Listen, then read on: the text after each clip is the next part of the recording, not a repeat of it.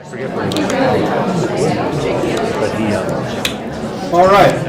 Welcome, everybody. On behalf of the Washington & Lee Law Library, I'd like to thank you all for being here tonight. I'm Andrew Christensen. I'm one of the librarians here in the law school, and I also teach legal research. It's wonderful to see so many of you here whom I recognize from our student body, from our faculty, from our staff, but also others from Front Campus and the broader community. Welcome to the law school. You're in for a true treat this evening. You're going to hear from not 3, not 4, but 5 of our W&L Law faculty members who are nationally recognized, scholars and practitioners in various areas of criminal justice. They'll deliver their thoughts inspired by a book that's also nationally recognized as a gripping, eye-opening, emotional account of a young black lawyer's struggles and accomplishments in representing death row prisoners and other vulnerable and disadvantaged defendants in the American South. That book is Just Mercy, and the author is Bryan Stevenson, a public interest lawyer and director of the Equal Justice Initiative based in Alabama, and also a professor at NYU School of Law. By the way, Professor Stevenson will be delivering the commencement address here at W&L Law graduation ceremony coming up on May 10th. I'd like to say thanks to all the people who made the event tonight possible, including my colleagues in the law library, and especially our director, Alex Zhang, for her ideas and initiatives for the program. Thanks to our administrative assistant, Allegra Steck, for coordinating the reception that will follow the discussion tonight at 6:30. Thanks to Dean Brant Hellwig for his support and leadership, and to Dean Trinae Mason and Wendy Raines in the Student Affairs Office for their advice and assistance. Thanks, of course, to Pete Jatan, our Director of Communications, for arranging the video recording this evening. The entire event will be video recorded and will be posted in W&L Law Library's online collection for public view. And perhaps the biggest thanks to our faculty panel for offering their time and insights to all of us. Professor Bruck, Professor Demleitner, Professor Hasbrouck, Professor Shapiro, and special thanks to Professor King, who will be our masterful moderator this evening. You couldn't ask for a more experienced and thoughtful lineup of experts on these topics, and we're thrilled that they all accepted the invitation to speak tonight. So thanks again to you all. And just a few more words of background before I turn it over to Professor King and the panel. So Just Mercy is an extraordinary book, which those of you who've read it know. And Professor Stevenson speaking at this year's graduation gives us a great opportunity to read it and celebrate it. But for those who are not aware, this is the 5th year in a row that the Law Library has hosted an event similar to this, with viewpoints from our law faculty and sometimes professors from other university departments on interesting, timely, and otherwise remarkable works of popular fiction or nonfiction that have a connection to the law. So we began this in 2015 with Harper Lee's To Kill a Mockingbird, and tonight with Just Mercy, we're discussing a book that comes in a close second to that timeless classic, as a story that I've heard students say inspired them to go to law school, perhaps to pursue a career in public interest or criminal defense, or to enroll in a class or a clinic here that deals with the issues of inequality, corruption, and even inhumanity in our justice system that are laid bare in Just Mercy. It's a powerful book. It's a sobering book. It's a shocking and saddening and maddening book in many ways. But it also serves as a platform for positive discussion and potential reform, as evidenced by the attendance here tonight and the conversations that we'll be having that reflect our concern as lawyers, educators, students, and Americans for exposing and challenging what's wrong with our institutions and attitudes as they impact the reality of justice in our country. So with that, I'll turn it over to Professor King. J.D. King is a clinical professor of law and the director of experiential education and the director of the Criminal Justice Clinic here at the law school. Among the classes he teaches are criminal procedure, first-year criminal law, and his scholarship has appeared in numerous publications, including the Washington & Lee Law Review, Harvard Civil Rights and Civil Liberties Law Review, University of Pennsylvania Journal of International Law, and most recently the Georgetown Law Journal. Before coming to Washington & Lee, J.D. was supervising attorney at the Public Defender Service for the District of Columbia. And thanks again, everyone, for being here, and I'm going to turn it over to J.D. Thanks, Andrew.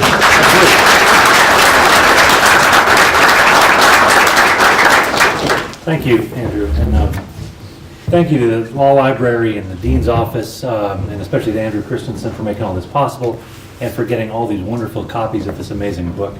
I am really just so happy to be here tonight, and to be with some of my absolutely favorite people, and talking about this amazing book. I love this event. I love that with the law school, the entire community comes together once a year and reads the same book and talks about it, and I just love this book.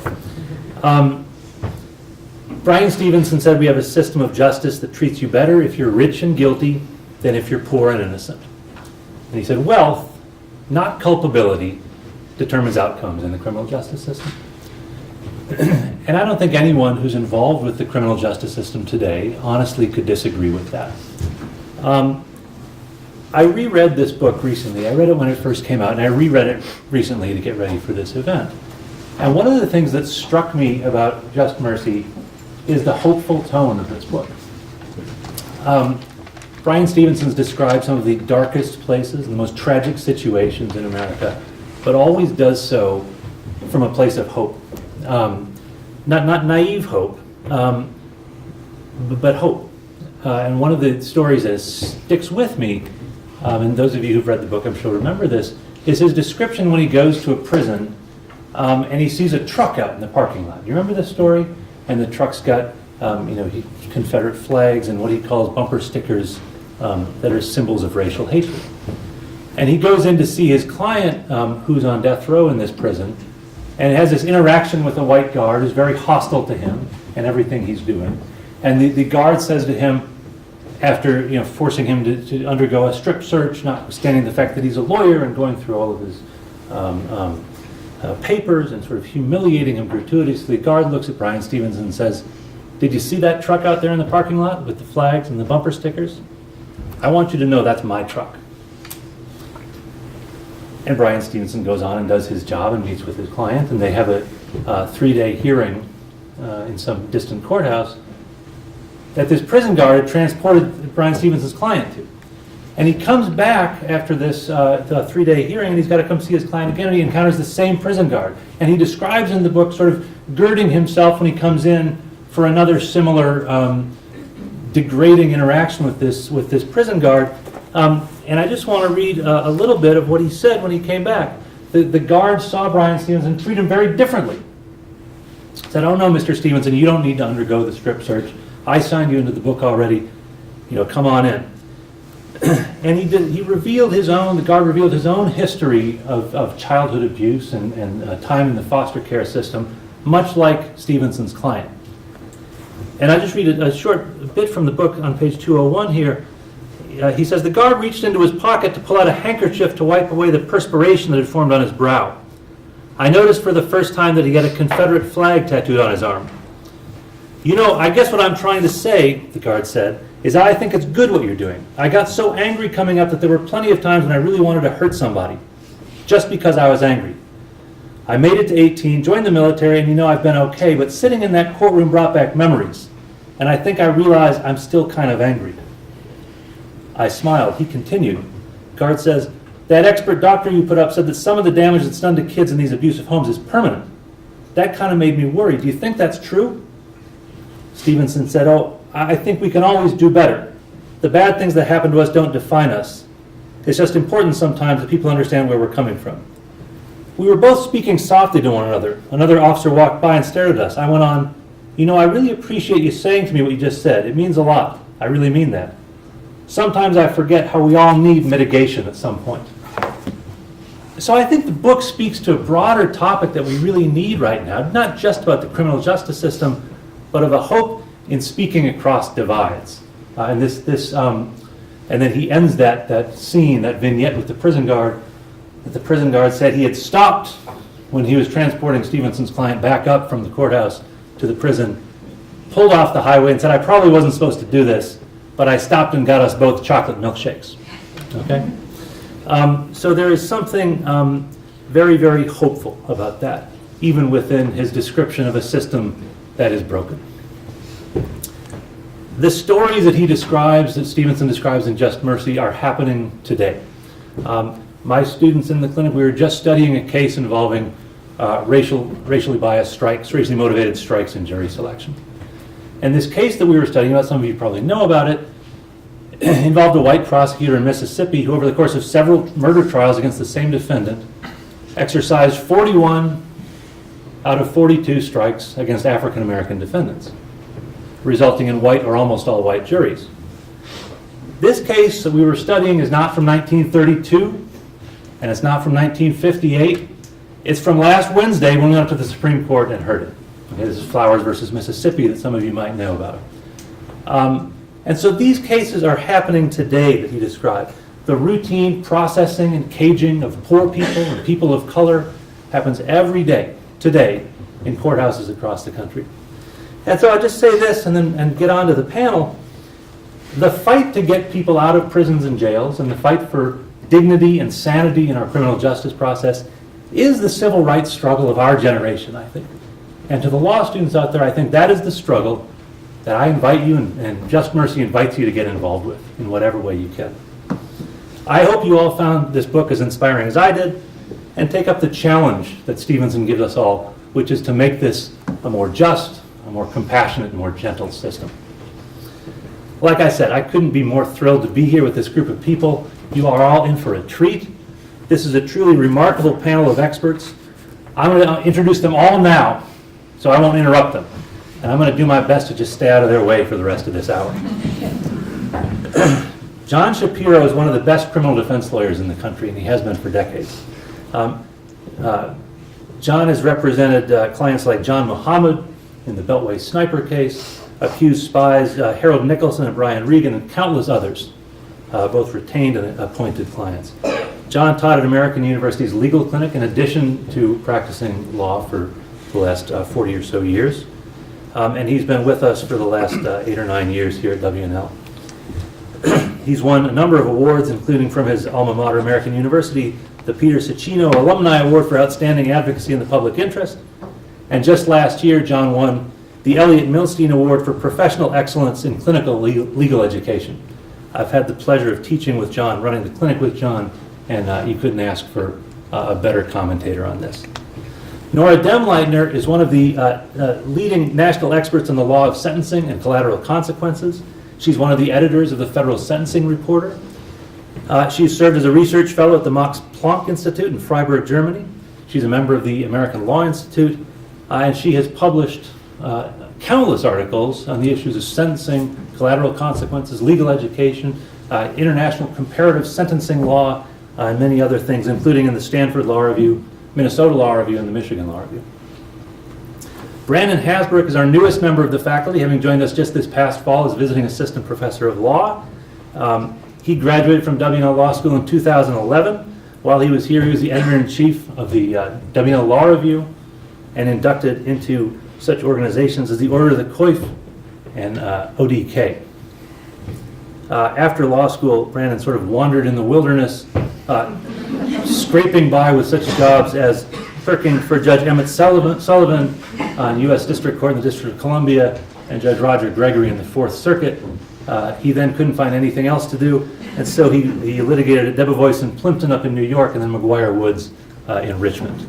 All 4 of those are some of the most prestigious jobs you can have after law school. His article, Saving Justice, will be coming out later this year in the Georgetown Law Journal. Finally, David Bruck runs our death penalty clinic, the Virginia Capital Case Clearinghouse. He is one of the best capital defense lawyers in the country, and any time a big capital case comes up, you will hear David's name associated with possibly representing that person. David has represented recently Dylan Roof, Shokar Tsarnaev, and prior to that, Susan Smith, some high-profile cases. Before teaching, David served as a public defender and then the head of the public defender office in Richland County, South Carolina, and was also in private practice doing criminal defense and capital defense. David's argued 7 times before the U.S. Supreme Court, most notably his unopposed motion to have me admitted to the bar of the Supreme Court, which I guess doesn't even count as an argument, but I count it as a victory.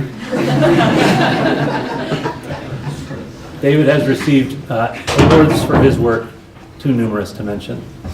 Without further ado, I'll turn it over to Professor Shapiro.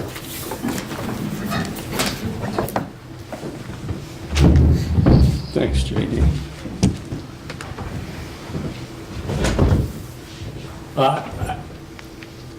First off, I need to correct something immediately. I've been a practicing lawyer for 45 years, not 40, and I want credit for every one of those years. It should also be mentioned that David came very close to losing the motion to have J.D. admitted to the Supreme Court. Anyway, it's great to see so many friends and colleagues here, all brought together by Bryan Stevenson's moving memoir. I'm really looking forward to seeing him here in a few weeks. This guy has done so much for racial justice in our country, which ultimately means he's done so much for justice in our country. As a matter of fact, in the week before our graduation here, my daughter Lucy and I are taking a road trip to Montgomery to check out the National Memorial for Peace and Justice, sometimes referred to as the Lynching Memorial, which exists because of Bryan Stevenson and his organization. It is supposed to just drain all the words from you, and I'm looking forward to seeing that. If you can't get there, you should really check out Equal Justice Initiative's interactive map of lynchings, which is a real shocker, and I'm going to just try and, with Andrew's help, maybe. The Firefox logo at the bottom. There you go.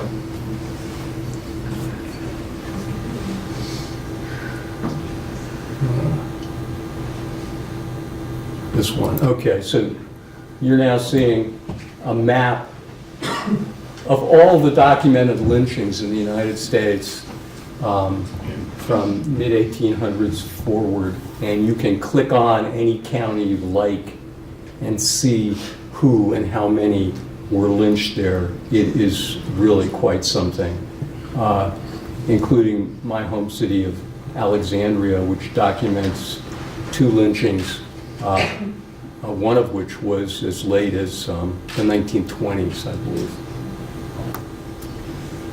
In any event, I really wanted this talk to be uplifting, but I've got to warn you that for the most part it's a real bummer. And my fear is that any of you who were thinking of doing Bryan's noble work are going to leave here and say, no way. There is good news at the end of my little talk. Some of you know me. I've done a handful of death penalty cases over the years. You all also may know all of my clients except one have been put to death. So when I first took out Bryan Stevenson's book in 2015 when it was published, I got into it maybe about 30 pages and I had to stop. It was just too much for me. The things he described, those painful meetings with the family of the condemned, as they're referred to, vengeful and bitter prosecutors' offices, bogus evidence, hostile courtrooms, stone-cold appellate judges, death row, the death chamber, someone set to die because he had horrible lawyering. I had been there many times, and I knew the frequent end of the stories Bryan was telling, and I really just could not bear to go there again and finish the book. In particular, the memory of one of my cases is something that I visit every day. If you've ever been up to my office, you'll see a picture of my client hanging on the wall, Wilbert Evans. So like the story Bryan tells in his book, this was the case where the state contrived to get the death penalty through lies and false evidence. They lied in order to kill this man. And this isn't just me talking. If you look at Justice Marshall's opinion dissenting from the denial of cert in this case, he sets out in detail and with outrage the outrageous conduct which led to the death sentence for Evans, and I did say that was a dissent. It was an opinion which I handed to my client on the last day of his life on death row before they took him to the electric chair, and he wrote on it, "Bury this with me," something I will never forget. And this wasn't Mississippi or Alabama, it was right up the road in Alexandria. It was also a case in which almost everyone agreed that death was not appropriate, but unfortunately, the machinery of death, as Justice Blackmun called it, had been put into gear, and it's exceedingly difficult to stop once it's been put into gear. So, as I said, my first experience in trying to read Stevenson's book was a bad one. And with that light note as preface, let me show you some other really distressing data.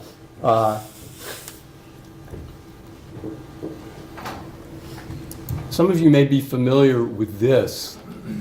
There's a website maintained by, a project maintained by the University of Michigan Law School. It's called the Exoneration Registry, which documents all the exonerations that have happened in the country since just 1985 or 89.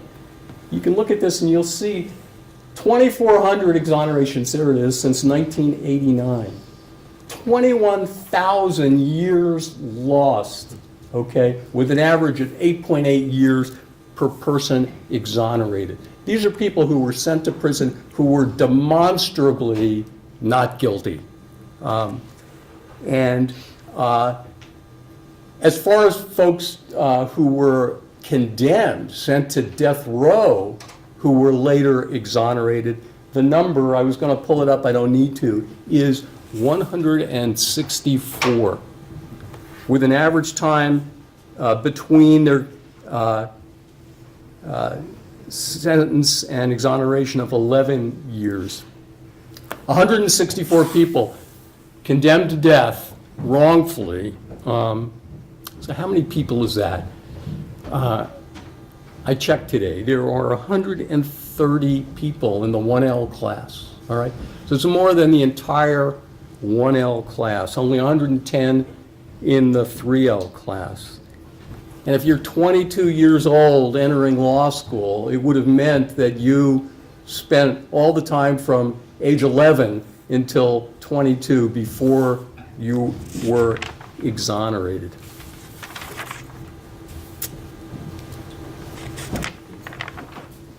The next time you find yourself on a cocktail party and someone is asking you, why do you represent those people? Just tell them to take a look at the exoneration registry. Okay. Two things I've come to realize since doing death penalty work. Here's the first. I came to realize it's not just the murdered citizens who are the victims. Victimhood cloaks everyone who comes into contact with this system that we've established here. Let me just take you through it. There's the victim's family. Okay, I'm not talking about the defendant. I'm talking about the person who was murdered and their family, of course. They wait for years for alleged closure in these death penalty cases. These are the poor folks who have to relive for a courtroom full of strangers their loved ones' last hours. I'll never forget, this is so painful, hearing a mother tell a jury in the penalty phase of a death penalty case that she felt that the bullet that killed her 20-year-old son kept traveling and it ended up in her own heart. That's real pain. And it's not just the families who suffer. Think about the defense lawyers in this system, okay? Of course, they've got to endure seeing the pain their client caused, to sit and hear about the bullet that ended up in the mother's heart. But it goes way beyond that. The defense lawyers have to sit with the accused in this horrid little box, his prison cell, for months. They're forced to pry from him all the most intimate secrets of his own tortured life, secrets that he never wanted to tell anybody, never wanted to remember, horrible, depressing, wretched histories. The defense lawyers become the friend of the defendant. You can't sit in a cell with someone for months and months and months without discovering their own humanity. The lawyers become his voice, and they're the ones who often are the last ones to say goodbye to him when he goes off to the death chamber. So the defense lawyers suffer, but so do the prosecutors, when you think about it. These are the lawyers who have to stand up there and try and convince 12 people to kill somebody. That takes a toll. Maybe not in that moment, but my guess is at some point in their life when they look back. And so it's not only the survivors, the defense lawyers, and the prosecutors, but it's the jurors. Think what we ask from them. These citizens we drag in off the street, away from their families, their jobs, they're reminding their own business, and we ask them to order somebody else's death. And it's not just those folks. Think of the prison guards and the execution team and what we ask of them. The guards, these are the guys who lived with the condemned for years. They bring him his food, they mail his letters, they listen to his phone calls to his family. Ultimately, perhaps, and I've seen it, David's seen it, they may shave his head, dress him for the death chamber, walk him there, and strap him to a table or a chair.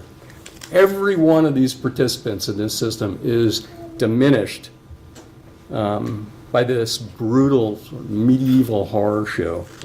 Everybody lives with that memory. I think we ask too much from these people. Anyway, that's something I've learned on my journey in doing this kind of work. Okay. All of that out of the way. Now for the uplifting part, okay? I am glad to have taken a second shot at reading Bryan Stevenson's book this year because there was something else that Bryan wrote about in his book, maybe the most important thing, and it mirrored my own experience as well, okay? And it was in this passage. He was describing his first meeting with a new death row client, and Bryan was a young lawyer at the time, feeling completely inadequate, not knowing what to expect from this guy on death row. And he described how he was feeling, which was not up to the task. And this is what Bryan said. I had come into the prison with such anxiety and fear about his willingness to tolerate my inadequacy. I didn't expect him to be a compassionate or generous man. I had no right to expect anything from a condemned man on death row. Yet he gave me an astonishing measure of humanity. In that moment, he altered something in my understanding of human potential, redemption, and hopefulness. That's huge. And it's the greatest argument, I think, that we have against capital punishment that exists these days. As long as somebody is alive, even if they're locked away for decades, there is hope for redemption and a life with meaning. People change.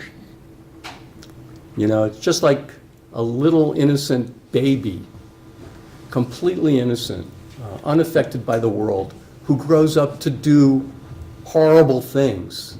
A man who is guilty of despicable acts can again become human. I think of my client, John Muhammad, and when the death sentence came back in that case, and the jury was dismissed, and the guards took us to this little anteroom with John, where we could be alone, the first thing John Muhammad did was to put his hands on my shoulders and to look in my eyes, and he asked, "John, are you okay?" And I will always remember that moment. And that was good enough for me to allow me to continue the kind of work that Bryan has done so well for so long. Thank you.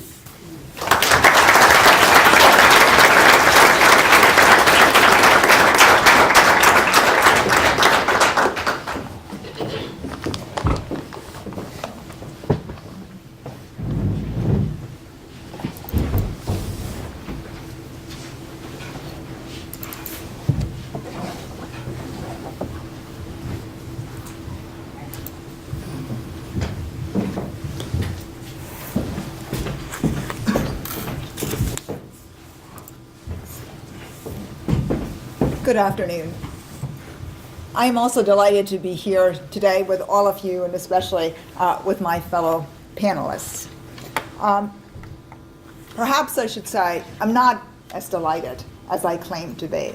And the reason I'm not is because we have to talk about the things that we have to talk about. I wished we didn't have a criminal justice system that seems to be currently as punitive as it's destructive it is. It's a machinery that we have created really to destroy individuals and entire communities. It seems to constantly demand human sacrifice, and it's entirely man-made.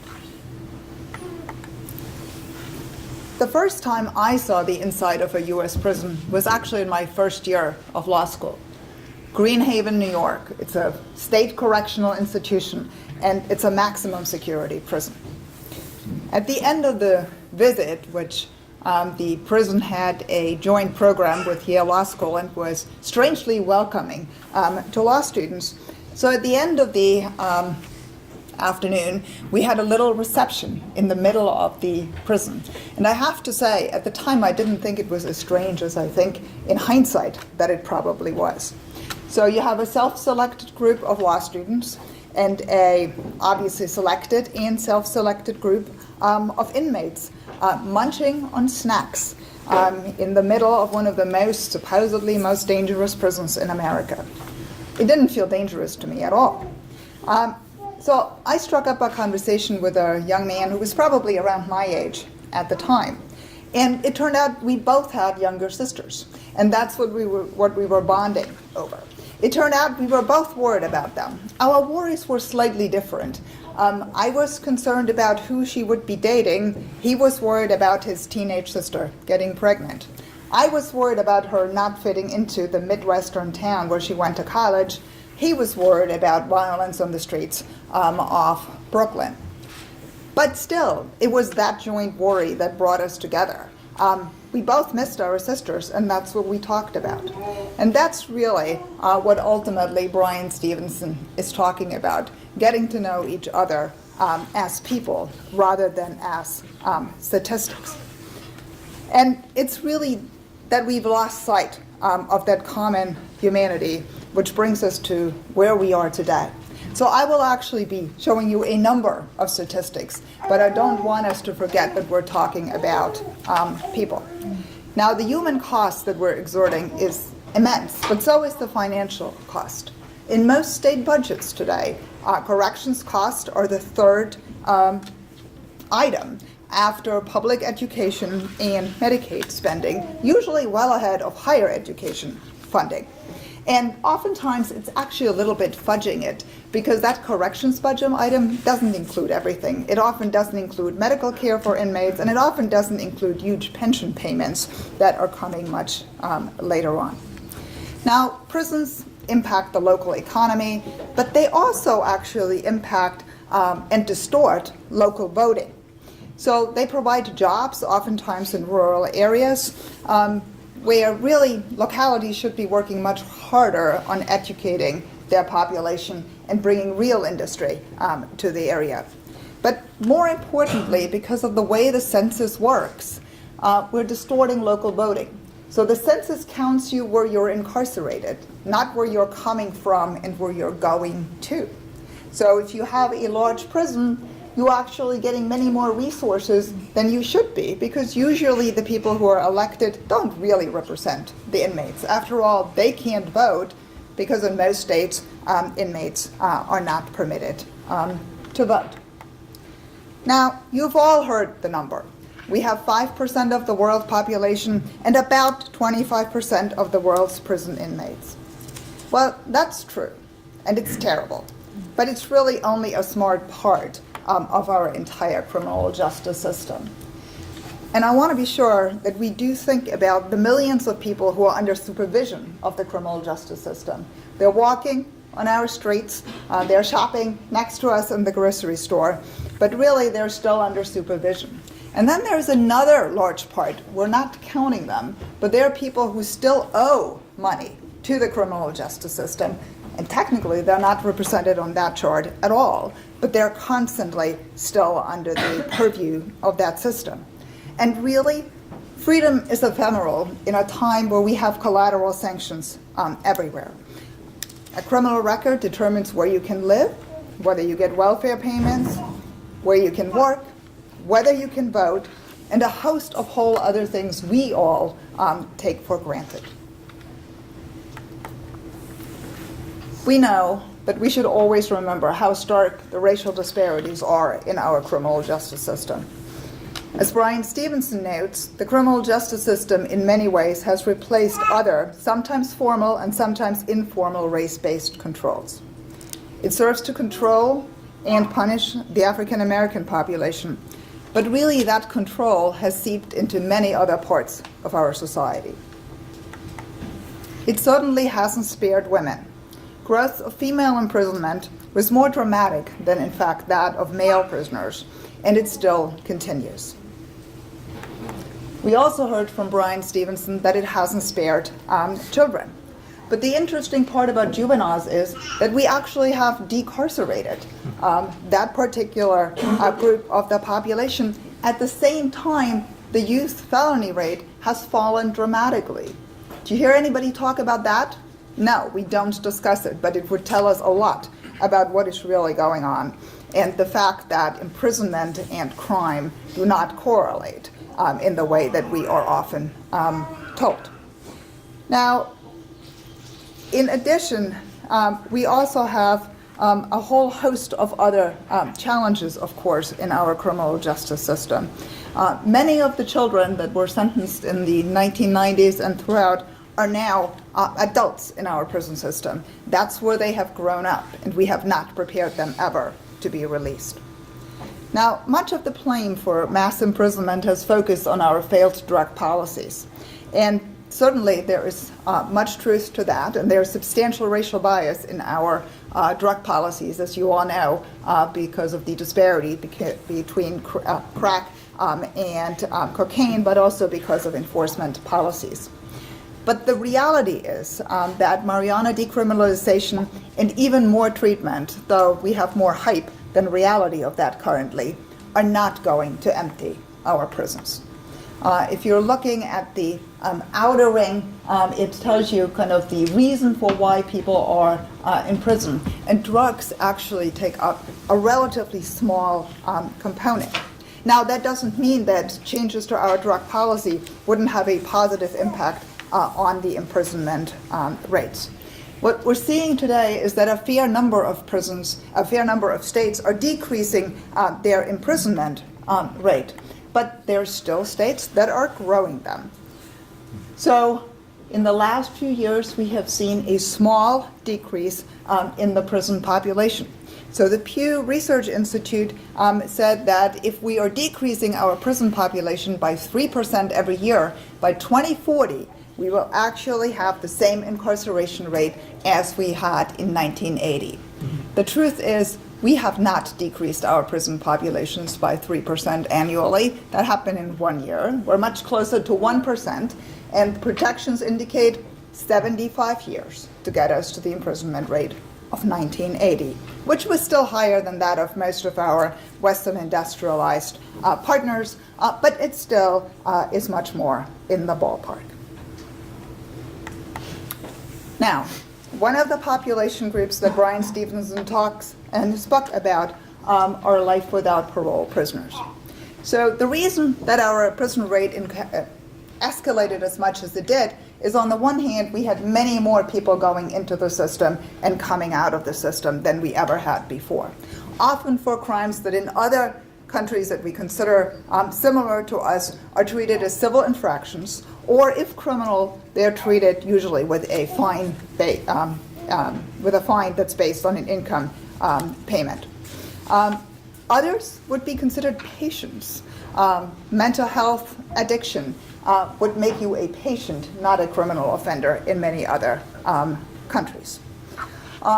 The other group that we're running into are people who have gotten ever longer sentences. So if you're looking at life without parole sentences since 1984, they have basically quintupled.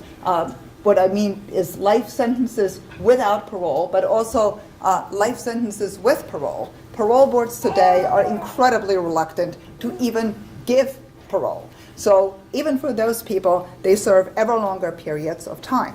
And then you've probably seen the people who are getting 200-year, 400-year sentences. Those are effective life sentences. Now let me just give you an example. If you were convicted of murder in Virginia in 1990, the average murderer at that time actually served 15 years, was paroled at that point in time. That is basically what an average murderer in a country like Germany serves today. Now, today in Virginia, you would probably get a life without parole sentence, or even if you got a life term that was parolable, the parole board would push you out and out and out ever farther. And that's truly substantially increased our prison population and obviously made our inmate population ever older. So this is what we're dealing with, over 200,000 people who are serving these lifetime sentences in American prisons right now. Needless to say, those people are often not eligible for treatment programs, certainly not considered for programs that would ultimately prepare them for any type of release, because we have assumed that they will never be released. In fact, that seems to be the implicit promise. And as much as I appreciate the fact that we can find innocence, I'm not so sure that we're doing anybody justice if it takes 10, 15, or 20 years. And in fact, one of the big problems that Bryan Stevenson points to is the fact that there aren't enough resources for those types of people. He says, if Judge Robert E. Lee Key hadn't overwritten the jury's verdict of life imprisonment without parole in Walter's case and imposed the death penalty, which brought the case to our attention, Walter likely would have spent the rest of his life incarcerated and died in a prison cell. And that's actually what worries me the most, that one of the big distortions of the death penalty is how many resources we have put into it, resources that we could have expended on probably hundreds of thousands of people in our prisons who are not guilty of the crimes with which they have been charged. Now, you will not be surprised to see, or maybe you will be surprised to see, that we had a counter development in our criminal justice system. So as our sentences have escalated, our crime rate actually has dropped. Our violent crime rate in particular has dropped. What we know today is that imprisonment has no impact anymore on our crime rate. In fact, there's quite a few studies that indicate right now it has a negative impact on our crime rate. If we incarcerated fewer people for less lengthy periods of times, our communities would be healthier, and presumably our imprisonment rate would fall ever more. Now, needless to say, the disparities are even starker than overall in our criminal justice system when you're looking at life without parole sentences. The picture we paint, especially of African American men, is that of people who are constantly and forever a threat to society. There's no study at all that would ever support this, and in fact, it is far from the truth. The sentences are absolutely and utterly disproportionate, truly for everybody, but in particular for men, and in particular for black men in this country. So I want to challenge you to think about criminal justice in our society right now in a very different way. Let's reimagine the criminal justice complex for a second. Let's think of it as a public health threat. It's a public health crisis that we've created with our criminal justice system. It's basically a homemade, large, and still expanding infection. And everyone who comes near it gets sucked into it, gets infected by it, gets made sicker rather than healthier. And the first thing you have to do is contain it. And I think fortunately in some of our states, and perhaps even in the federal system, we're now seeing at least the containment approach. I think we're not quite at the shrinkage approach. Every day we're seeing hundreds of proposals in state houses of more sentences, new sentences, mandatory sentences, new crimes. So we're not thinking about shrinkage, but that's really what we have to do, and we have to do it much faster than thinking about 75 years from today. Because the kind of damage that we've been doing to individuals and to communities with this system is quite dramatic.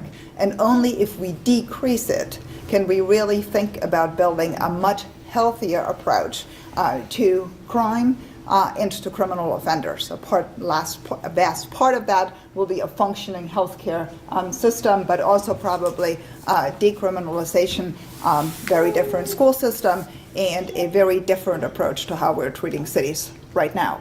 So it will be I think, fundamental rethinking of society rather than just a tinkering with our criminal justice system. But I'd take even a tinkering for a start right now. Thank you.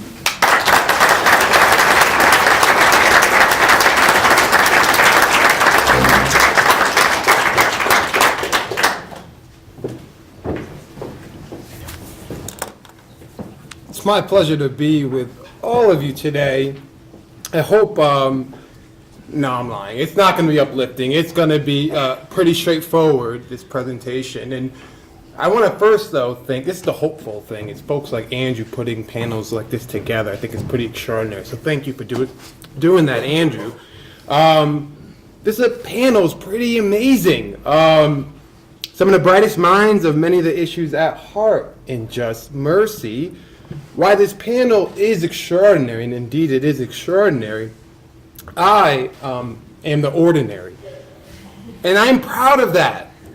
I and people who look like me understand police misconduct and violence, terrorism, fundamental unfairness and injustice better than most. We know the statistics that 1 of 3 black male babies will go to jail or prison during his lifetime. We know how quick our life can be taken. Emmett Till, Trayvon Martin, Michael Brown, Eric Gardner, Philando Castile, Tanisha Anderson, and Darnisha Harris, to name a few. We know how vulnerable women are, particularly women of color.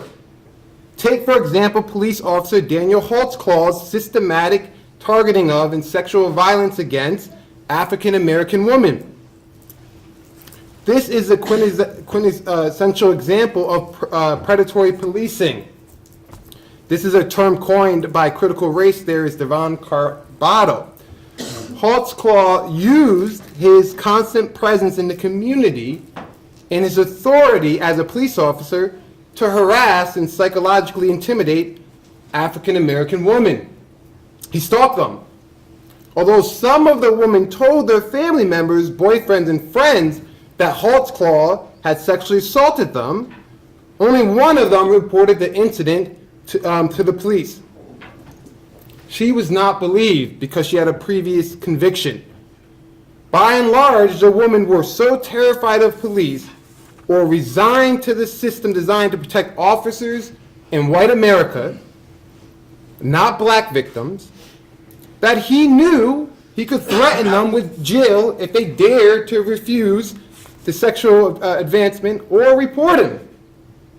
After more than a dozen African American women were sexually assaulted, raped, and battered, a jury convicted Holtzclaw of 18 counts of sexual assault. The nightmare of Daniel Holtzclaw, sadly, is not unique to women of color. They live it every day. We live it every day. I lived it the other day, traveling to visit a family member in New York. On her way back, my daughter was not feeling so well. She was crying hysterical for most of the ride. Finally, she fell asleep. As we traveled through the Baltimore Harbor Tunnel, a trooper pulls next to me, looks at me, and slows down. I knew what would happen next. Blue lights on. "Do you know why I pulled you over?" the officer asked. My response, "Yes, but I'd rather not say. Please tell me." No response. Flashlights going through my car. I ask, please do not shine the flashlight in my daughter's face. She's not feeling well and just went to sleep. Flashlights shined on my daughter's face. She wakes up and begins crying, hysterical again. No ticket. My daughter left frightened and scared. I have never been more angry, humiliated, and helpless before. And I have been verbally and physically abused by a police officer in my lifetime. I could not protect my child. This is commonplace for African Americans. The criminal justice system allows for police contact with African American communities. The criminal justice system and Fourth Amendment jurisprudence was, in many ways, built on the back of blacks. Now, police conduct here does not equal you being searched or seized. Look at it. Decision to follow, decision to question generally, that's Mendenhall. Decision to question on a bus, decision to not inform of the right to not cooperate. Decision to verify welfare eligibility via home inspection. Decision to chase. The race of the defendant in all those cases were black. Even worse, mass criminalization allows police officers to prey on the groups that Bryan Stevenson identifies: communities of color, the poor, and the disfavored. Mass criminalization was brought to our collective conscience in Michelle Alexander's book, The New Jim Crow, which I highly recommend. Mass criminalization includes criminalization of relatively non-serious activities and offenses. In fact, 80% of state dockets are misdemeanors, non-serious offenses. Here are what these crimes look like.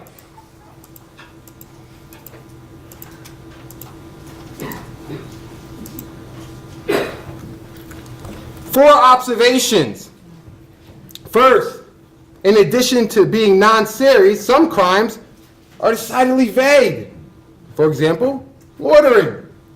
Second, poor people are more likely to find themselves committing several of these offenses than people who are not poor.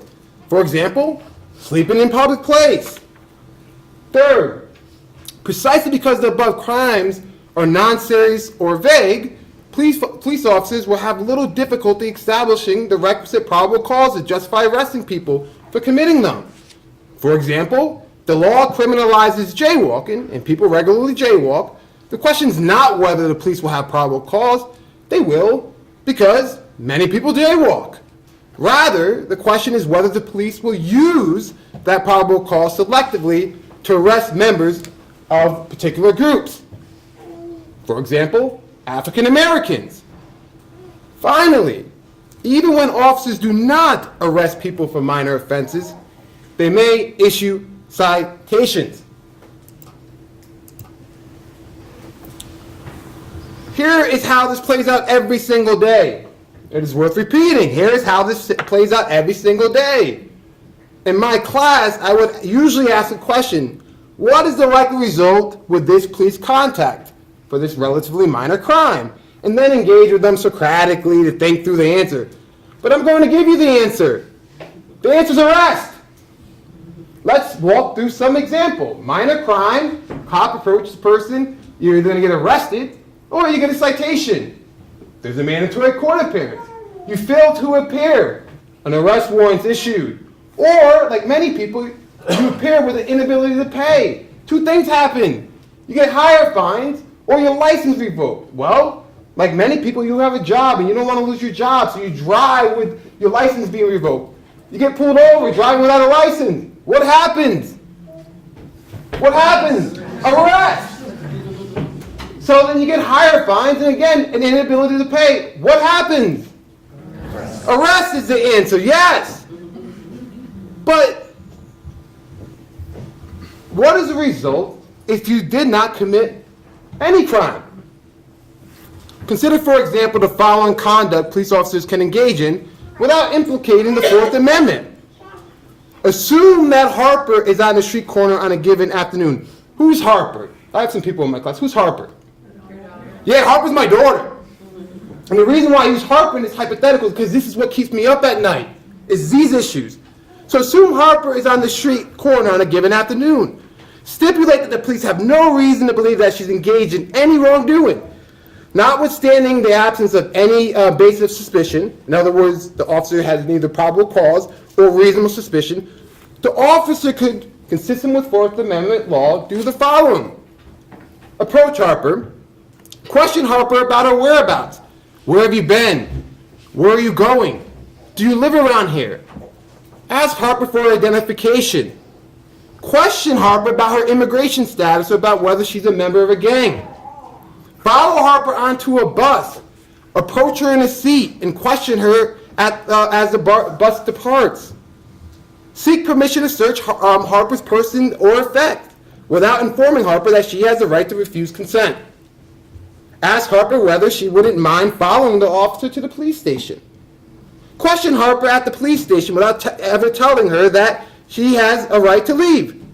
Follow Harper home. If upon observing the officer, Harper decides to run away, the officer would be free to chase her. At any point, if Harper decides to run away or assert her rights, leave me alone. The police officer may charge her with failure to comply or disorderly conduct. What happens? Arrest!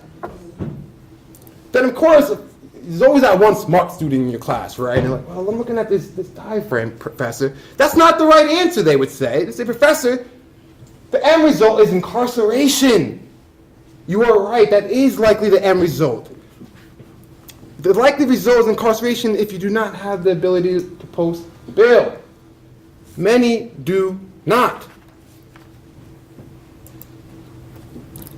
Khalif Browder did not. Khalif, 16 years old, was arrested for allegedly stealing a backpack and charged with robbery, among other crimes. Bail was set for $3,000, or for 7%, or $210, he would have been bonded out. His family, like many families, could not afford bail. After his family finally raised enough for bail, bail was subsequently denied for reasons I will not get into, but they're equally frustrating.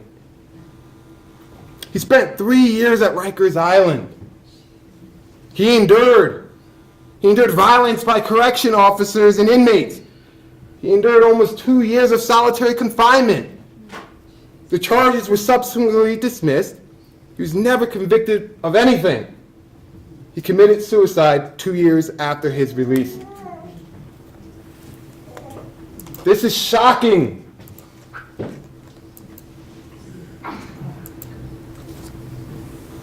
This is a crisis. This is our fight. It is time for all of us to get proximate, as Bryan Stevenson says, with all of these issues and correct our criminal justice system. A system designed to target brown and black people, the poor and the most vulnerable, our brothers and sisters. Thank you.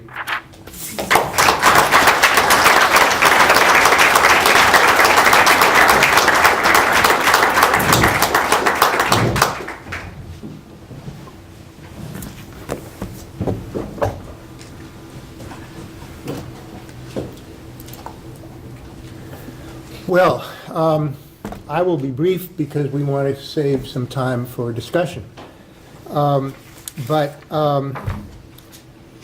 I'd like to, Bryan Stevenson and I have worked in adjoining trenches over the years. I started in South Carolina working on death penalty cases in 1980, which I think was about 4 or 5 years before he graduated from law school and started working across the way in Georgia, and later, as you know from the book, in Alabama.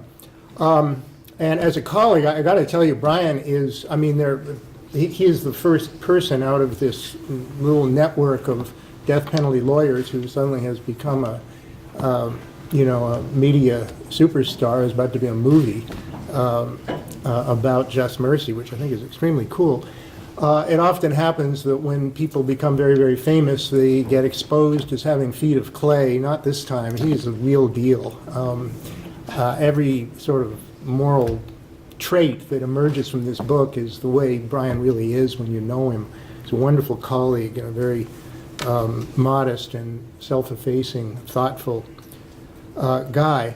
But what I'd like to talk about is not so much the stories in the book, but rather what it tells, what it might tell young people, law students, and younger lawyers about how to find your way to making a difference in the law, as Bryan most certainly did.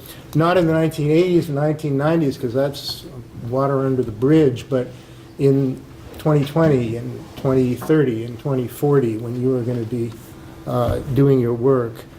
My main point is that in a lot of basic ways, the path that another Bryan Stevenson would find is not going to look like the stories in Just Mercy. Those battles, have been fought, and some of them have been won.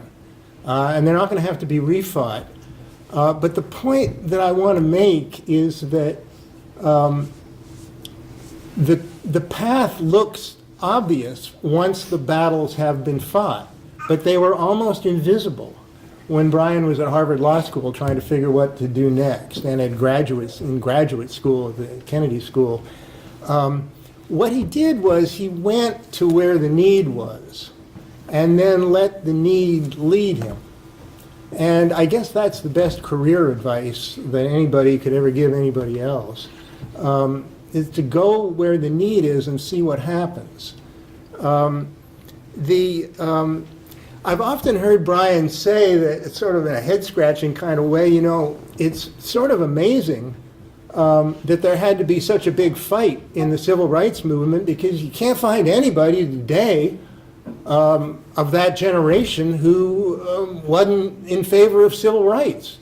It must have been like a huge celebration for Reverend King and Jose Williams and all the pioneers in the 50s and 60s, because as near as you can tell nowadays, talking to old folks, they were all behind them. Who exactly was it behind those fire hoses? Must have been nobody. And that's the way it is once a battle has been fought and won. Everybody kind of comes around and says, yeah, I was always with you. I was secretly with you the whole time.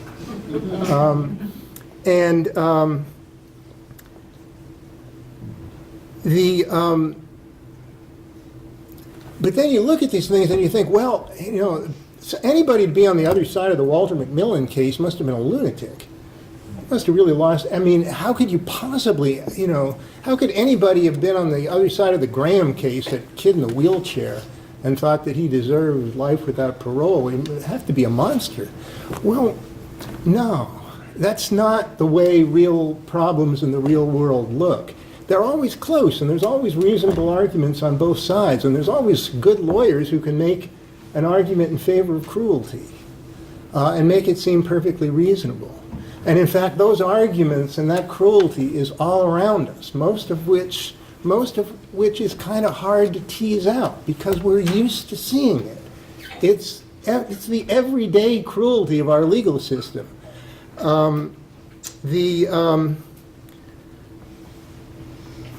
Some of you who know me may have noticed I'm awfully overdressed today, and the reason for that is that I've just come from supervising four of my clinic students in parole hearings before the Virginia Parole Board in Richmond today. And one of the people that we had a hearing for was a 17-year-old boy. He went to prison when he was 16, and at age 17 was in a cell block when a riot broke out. And he was convicted, along with two older men, of having beaten a prison guard to death. It's not at all clear that he actually did it, but he was convicted in short order and sentenced actually to an automatic death penalty, which was then declared unconstitutional. So he got a break and got life.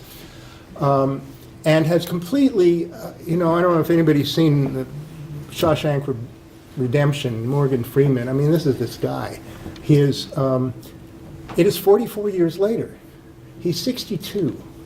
He has completely transformed himself. There is no trace of the 17-year-old kid that was in that cell block in Southampton Correctional Institution. That person has vanished from the face of the earth and long since been replaced by somebody who is serene and thoughtful and well-read and considerate and engaged in his mind through the outside world, but he's still doing his life sentence.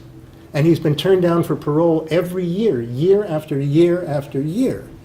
And we were there today to say, come on. Now, on the other side of that issue, you could point to there was a really bad crime. That's the last prison guard that's been murdered in the line of duty in Virginia. There hadn't been another one since. It's a very big deal. You can't be having this. And what sort of example would it set, and on and on and on. And there's a victim's family still mourns that officer. This person should have been released 20 years ago, or sooner. And in any other country in the world, or any other democracy, he would have been. This is not necessarily a miscarriage of justice. It may have been, but that's unprovable. We'll never know. So let's say it wasn't.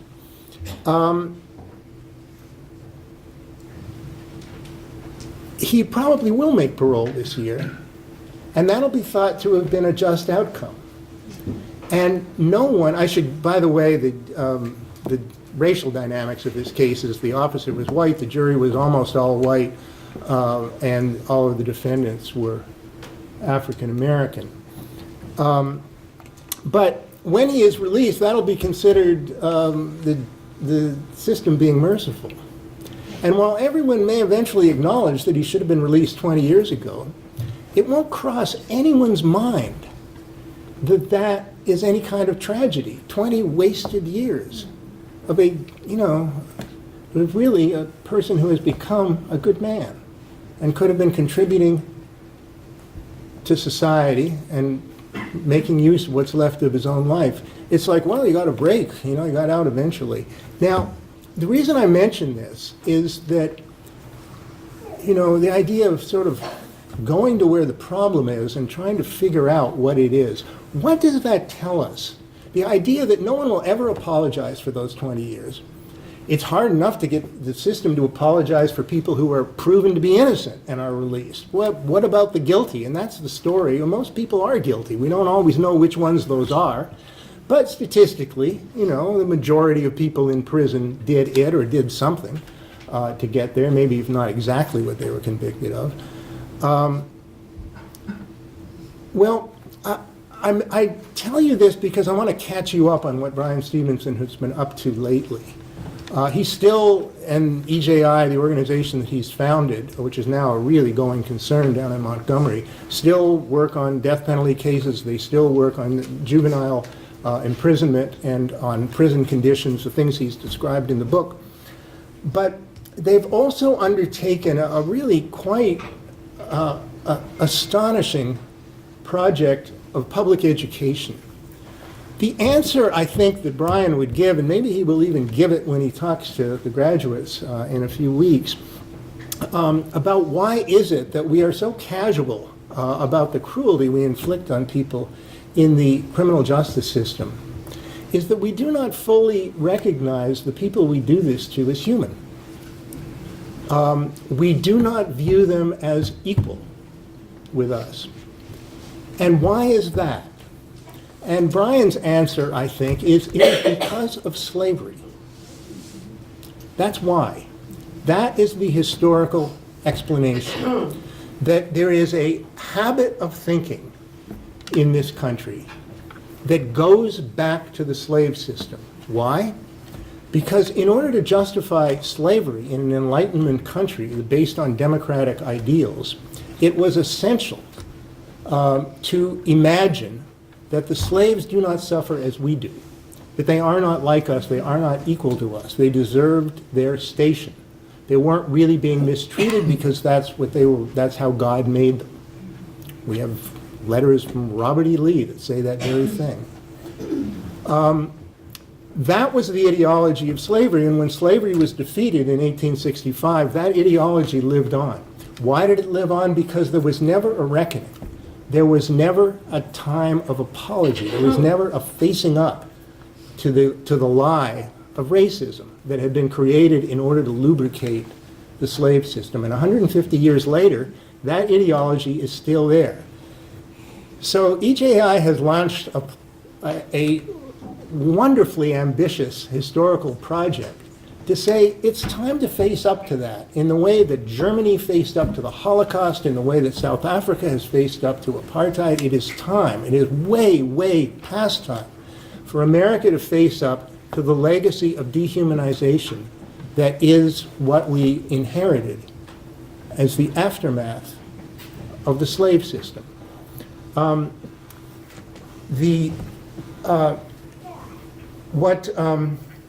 So in Montgomery, which unbeknownst to almost everyone who lives in Montgomery, was one of the great centers of the slave trade in the United States before 1861. Bryan, in fact, the office that they worked in turned out to have been a warehouse in which slaves were held before market up until the Civil War.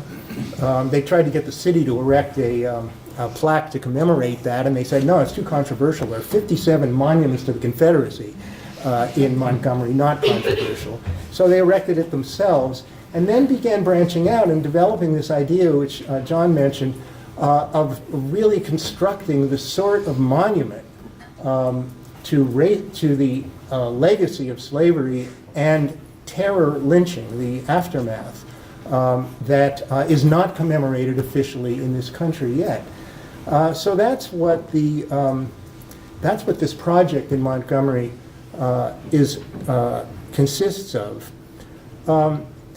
And I think Bryan's argument, and he can make it a lot better than I can make it for him, but since he's not here, I'm going to do my best, is that part of the reason that we find it so difficult to confront the cruelty of the American criminal justice system is that we haven't gotten to the reason why we have so much cruelty in us, this lack of a real concept of human equality and of the equal dignity of every human person. And the reason for that is the history that we have not reckoned with. Of course, white people suffer in this system too, and that shouldn't be surprising. They don't suffer as much. They don't suffer proportionately as much. It's much more common for a judge to look out at a white person who has lived a horrible life and say it was otherwise blameless, as we heard a few weeks ago from Judge Ellis up in Alexandria in the Manafort sentencing. But still, the habit of cruelty and excessive punishment, once it becomes natural, falls on everybody. And that is why we have an incarceration rate, I'd submit, that is so exponentially larger than every other Western democracy. 8 times, 10 times the imprisonment rate of countries in the NATO alliance that we consider ourselves to be with. So I'll close by playing about 2.5 minutes of a video about the lynching memorial, so that you can see what has been done in Montgomery, and I'll tell you just a bit about it when we're done. Is this going to work? I love the Lord. He heard my cry.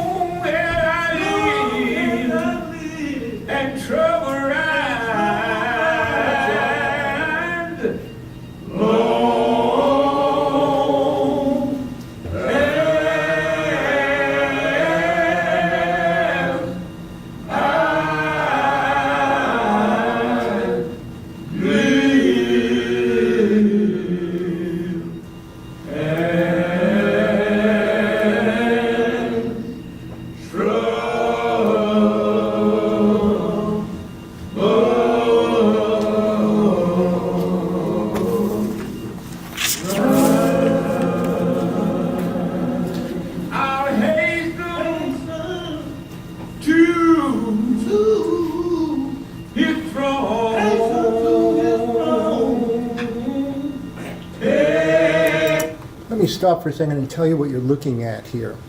These are 800 steel monuments to lynchings in the United States. They are not, each one does not represent a lynching. Each one represents a county in which there were an average of 5.5 lynchings. That's how many they have documented. 800 counties in which lynchings occurred. And part of the genius of this project is that 2 of these monuments have been created. One to hang in this monument, in this memorial, and the other sitting in a field waiting for each county, each of those 800 counties to stand up and say, we will erect this monument where this lynching occurred.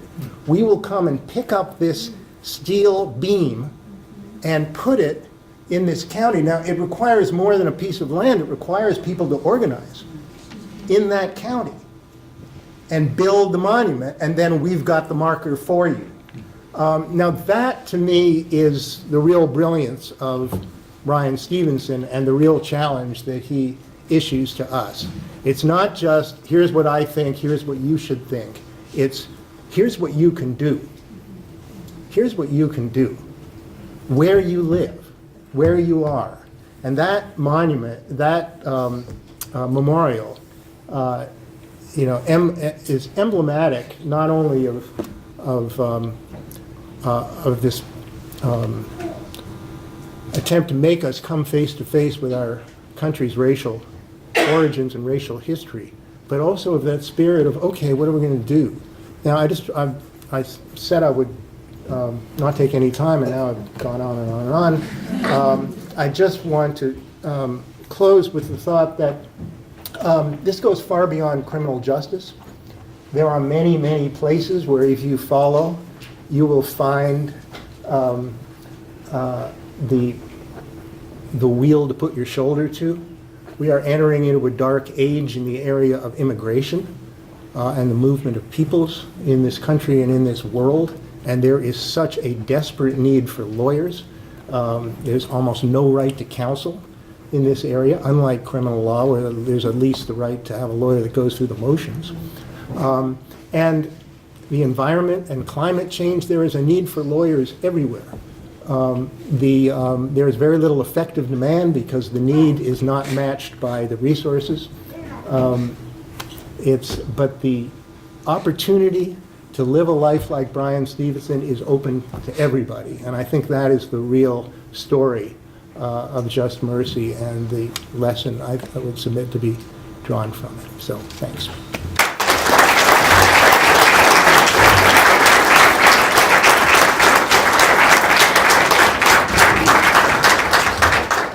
We have a few minutes for questions, discussion among the panelists from the audience. I've got a few, but I'd like to hear yours. Yes. Yeah, I have a question for Professor Bruck. I just wanted to get your thoughts on how you think we could make abolishing the death penalty more politically palatable in our national discussion. Because I think we're seeing a lot of movement on criminal justice reform, but I think talking about actually getting rid of the death penalty in this country is still something that a lot of politicians and people in general are a little hesitant to approach. So I just wanted to get your thoughts on that. If you could hear the question, it's how can we make abolition of the death penalty more palatable? I think we're making it pretty palatable. After many years of not a single state abolishing it, we've now had 7 in just the last few years, and now we have 5 states, including California, have imposed moratoria and seem to be on the way. And we're abolishing it in action. There hasn't been a new death sentence in Virginia in the last 8 years, and that is the 3rd most executing state in the country. The number of new death sentences, which is a leading indicator, it shows where the people are really at. It's gone from 300 a year to around 30 or 40 a year in the last 20 years. So it's being abolished. In some ways, I really agree with Professor Demleitner that it's been a horrible distraction that we have had to focus on the death penalty because there is so much else. It is so much the tip of the iceberg. On the other hand, if we hadn't focused on the death penalty distorts the entire sentencing grid. It's like, well, what are you whining about life without parole? You got off light. We didn't kill you. You know, that is the illogic that the death penalty imposes on this system. So until death can be, you know, the power of government to actually extirpate a human being from the face of the earth is taken away, it'll be harder, it is harder to focus on all of the much larger changes. In some ways, I really think the death penalty is easier to deal with than the question of mass imprisonment, especially mass imprisonment of people convicted of violent crimes, and that's where the problem is, that's where the numbers are. That's what has to be changed, is that idea that you take a 17-year-old kid and lock him up forever and throw away the key, because who knows, we're afraid of him. We're especially afraid of him if he's black, or super predators, and all of this nonsense. Those are things that I think are harder to address, and the criminal justice reform that is just starting is really nibbling around the edges, and is mostly at the political level posturing rather than really substantive changes. But it's coming. I think we're making some progress on that. But ride for the help, you know, join us. Other thoughts? Yeah. This is to whomever wants to answer, but how would you recommend maintaining an approach of advocacy for civil rights and civil issues in fields where it's not an obvious place to be that sort of advocate? Obviously, Bryan Stevenson went to a nonprofit and then quickly branched out into his own nonprofit in the EJI. But all of the industries out there that require legal professionals, there is opportunity to do that, but at the beginning of our careers, low person on the totem pole, how would you recommend maintaining that mindset, but also enacting change on a daily basis?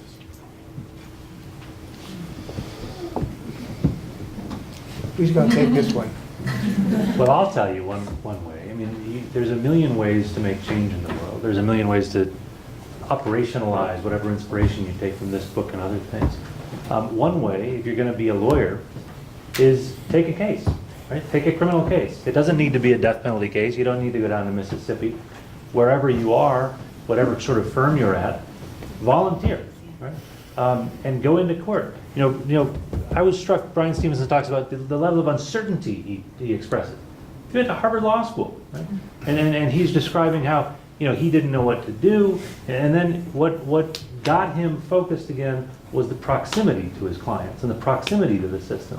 And so whether you're working at, you know, Debevoise in Plimpton, McGuire Woods, or whatever kind of practice you're in, volunteer to take a court-appointed case, you know, a misdemeanor assault. And that proximity to the system and to that human being is a way to affect change. I think, you know, there's 2.3 million people in prison and jail. You know, every one of them was put there one at a time, right? And so I think just taking that step is one way to make change. By the way, I want to give a little shout out and acknowledge that may have been a slightly rhetorical question, because Daniel Carlisle is one of the two students who argued the case today at the Virginia Parole Board for the man I was describing to you.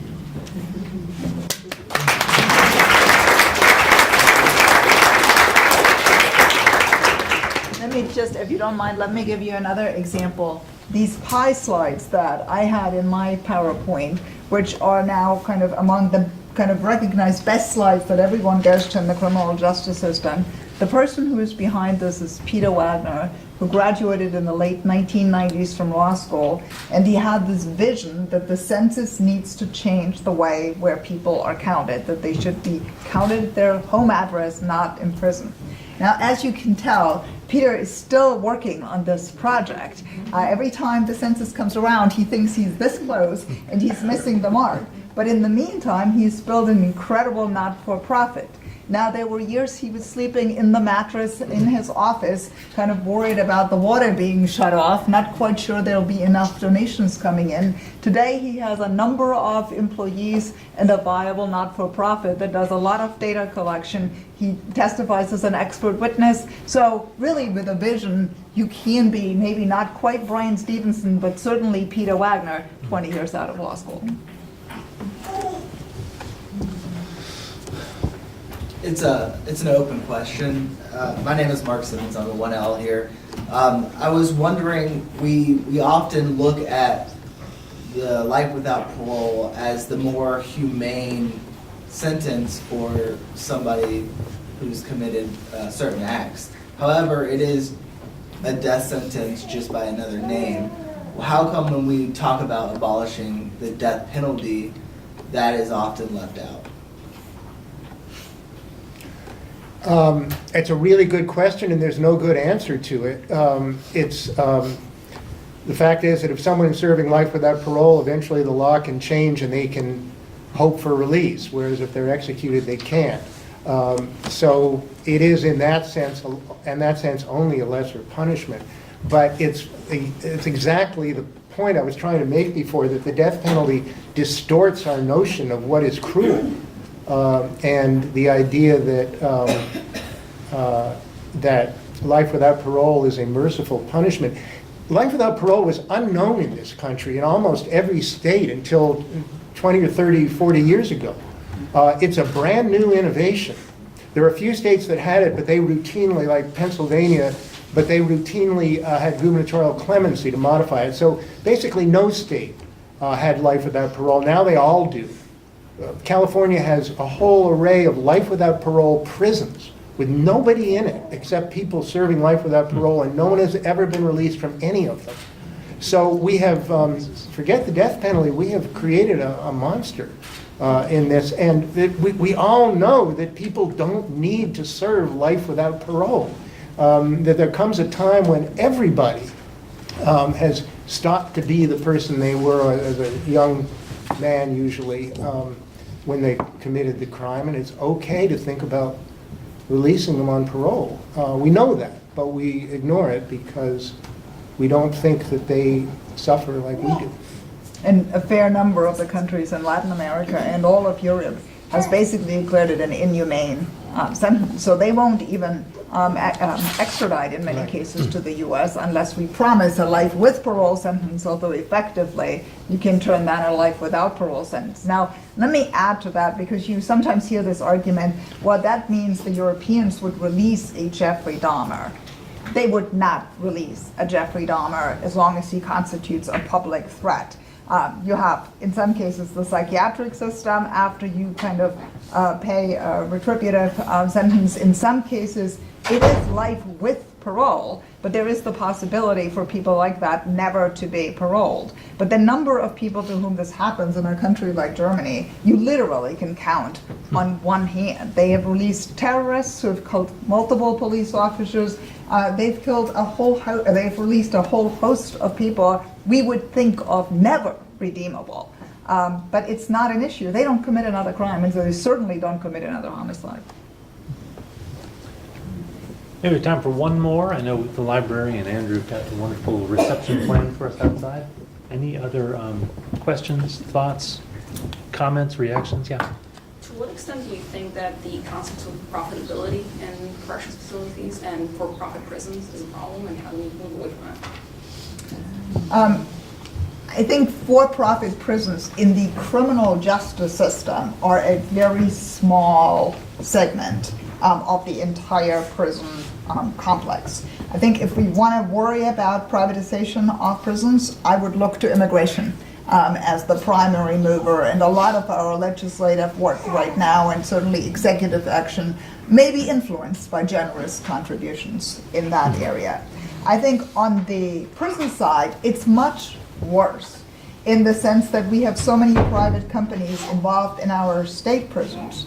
I mean, everything, right, from healthcare to the buying of toilet paper has to be bought from a private company.